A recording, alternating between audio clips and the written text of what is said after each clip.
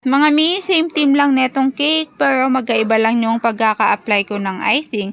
So, ang technique na matututunan ninyo sa akin ngayon, kung hindi nyo pa alam kung paano gawin yung ganyan na camouflage na icing gamit ang inyong whipped cream, so ituturo ko sa inyo, panoodin nyo hanggang dulo kung gusto nyo malaman, and kung ayaw nyo, mag-skip na lang po sila. Hehe.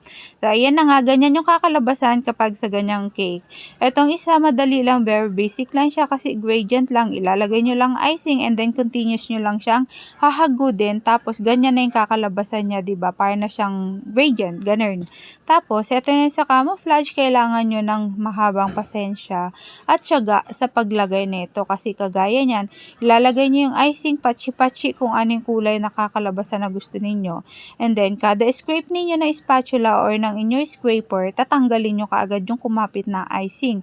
Huwag nyo siya i-continuous na pagkaka-scrape. So, ilalagay nyo siya yan, hagod, then tanggal icing, hagod, tanggal icing, ganun lang paulit-ulit ng procedure.